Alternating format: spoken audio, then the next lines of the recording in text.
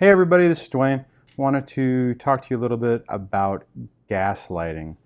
In a previous video, we talked a little bit about men being abused, and I talked a little bit about narcissism and the narcissistic personality disorder, borderline personality disorder, those type of things. One of the things that happens in those situations is gaslighting. And if you haven't researched it before, you might be a little confused and be like, "Wait, what? What does that even mean?" So I think it's important because it's something you're probably going to deal with. If you're dealing with somebody who kind of falls in this category, then it's something you really need to know. And the sooner that you kind of figure that out, the sooner you can prepare for it and be better able to deal with it. And I took some notes and wanted to talk a little bit about it, what gaslighting is. So first thing, gaslighting is gaslighting is whenever someone's trying to provoke something from you. They're trying to push your buttons to get you to respond. I found this off one of the abuse websites, and it says, okay, so for gaslighting, you constantly second guess yourself. So you're going through something and you're doubting yourself on what's going on or your perception of it. You ask yourself, am I too sensitive multiple times a day? Am I making more out of this than it really needs to be? Stuff like that. You often feel confused and even crazy. Now that may sound strange to say, but if you're in a situation where it makes such little sense that and I can relate to this. I would be in a situation and I would just be confused and I would be like, wait a minute, this can't be right. I must be, like goes back to the top one. I'm second guessing myself. I must not be seeing this correctly. Next one is you're always apologizing to your partner. So are you the one who's always saying you're sorry or trying to apologize? Now, one thing that's a little strange on that, and I don't know if you've gone through this, but for me, it's kind of one of those things where I was taught that the guy is always supposed to apologize. So I kind of just ended up making that my, if something happened, even if I wasn't wrong, I would apologize just to try to make him, make things better and move things on. So, okay, you can't understand why, with so many apparently good things in your life, you aren't happier. Now that's kind of a strange one for me because, well, it's a strange in looking back because, things were going pretty good, but I was always super stressed and super run down. And then it kind of rolls back in. I was always a little confused on what was going on, and the situation just seemed a little bizarre. You frequently make excuses for your partner's behaviors to friends and family. Now, the funny part about that is I remember my ex actually telling me that she did that for me, but there were times that I would do the same thing, or they would say something, and I would make an excuse. Oh, she responded that way because I remember saying, she was nervous, so she was just a little nervous, so that's why she did that. That's normal, that type of thing. You find yourself withholding information from friends and family so you don't have to explain or make excuses. So, I can actually relate to that one myself. Something is terribly wrong, but you can never quite express what it is, even to yourself. So, and the reason this is important is because what I'm saying about it is just you're thinking about this, right? If if you are listening to this and you're going, and see, the way this worked out for me when I first started looking at this stuff is it blew my mind, because as I started researching this, it all started making more sense. And it started painting a picture of what I was going through and what I was dealing with. And the crazy part is I lived this. I was in the middle of this. This was normal. You know, and I did it for many years. I mean, I didn't separate, and you know, the whole divorce thing didn't happen until I think it was like the 21-year mark. That's a long freaking time to be, you know, basically in one of these scenarios. Now, and it doesn't necessarily have to be a long thing. I mean, I think most people who get in these type of situations, they happen quickly, it blows up, you realize something's wrong, and you move on. But depending, now in my situation, I had my own issues that I needed to deal with, so I wasn't ready for it, right? So I couldn't take my blinders off. I couldn't see the reality that was in front of me. This is really important when you're going through a divorce, because you know, all those things that you were making excuses for and that you were ignoring, you know, you're going to be the center of that rage and that response. And the sooner you understand it, the better you are to be able to realize what's going on. And I'm going to get to a couple of points when I get through this list that have helped me and that will probably help you. You start lying to avoid the put-downs and reality twists. So that's an interesting one. You have the sense that you used to be a very different person, more confident, more fun-loving, more relaxed.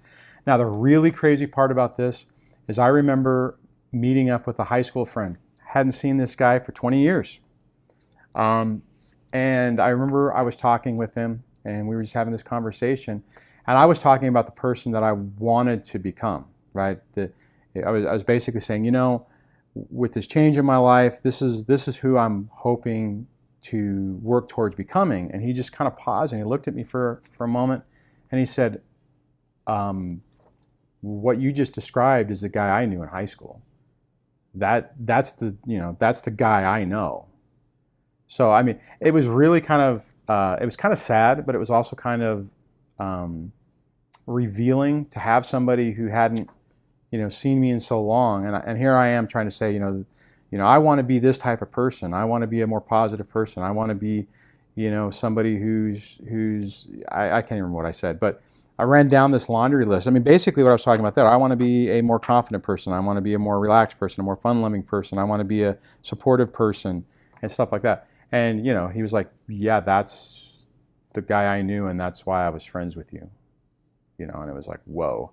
So you feel hopeless and joyless. One of the things I'll add on that is I think when you're with somebody like this, they need to control your happiness and your joy. You know, you can be happy when they say you can be happy, or when they decide you can be happy. And if you start becoming happy on your own, it threatens their environment, their sense of reality, and causes problems. And I think in my situation, that's what happened, because I started getting to a point where some of that, a lot of the stress and anxiety that I had been feeling for years, I wasn't feeling anymore. I was like, man, you know, my life is great. You know, I have this great family. I have this really, you know, good, stable job. I have these great friends. I have all these opportunities.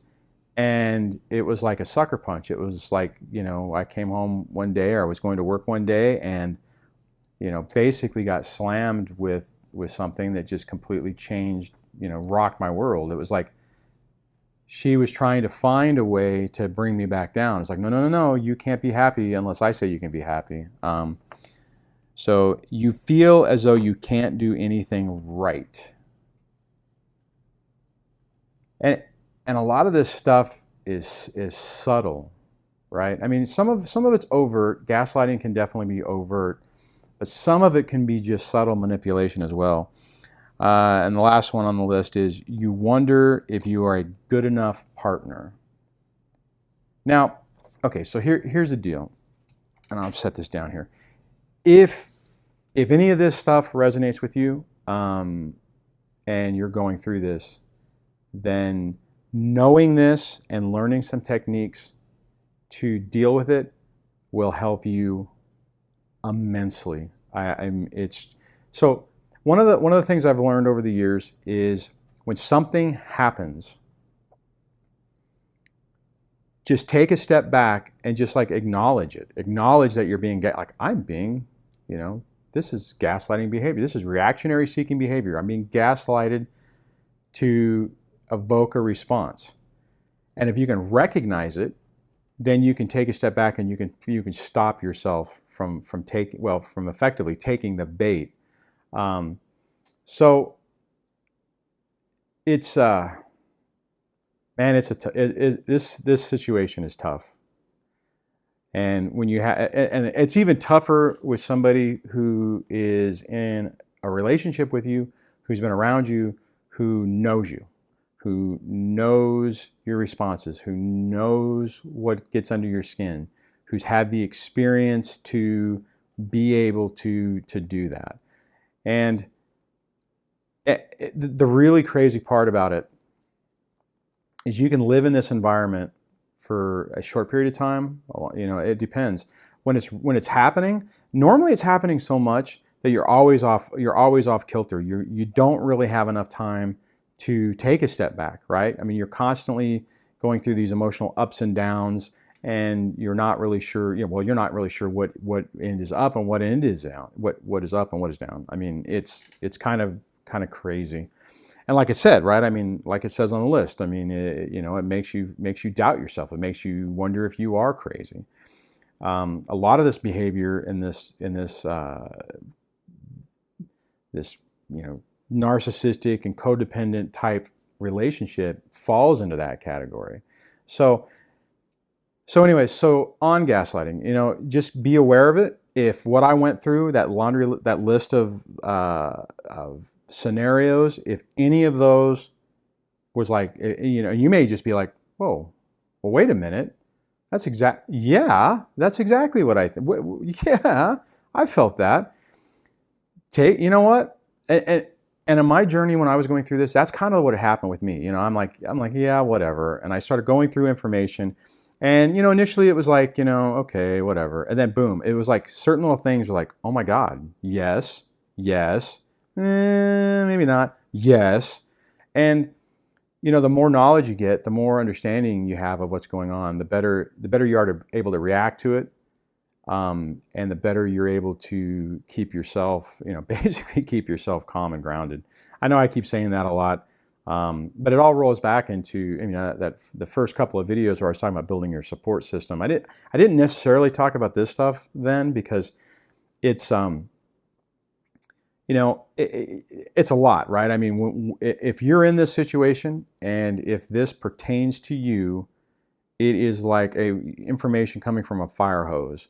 So my first goal initially was just to get you in a situation where you kind of have a good support system to help you through it, and then give you some of these little nuggets or ideas to think about, and if they pertain to you, to be able to incorporate them into your support system to help you stay relaxed and calm and grounded, and to help your kids, right? I mean, if you're in this situation, then like I've said before, your kids are right in the middle of it. They've been living in this, I mean, and the more knowledge you have and the more you're able to work with it, the more you're able to deal with it in an appropriate way and create a better environment for yourself and your kids.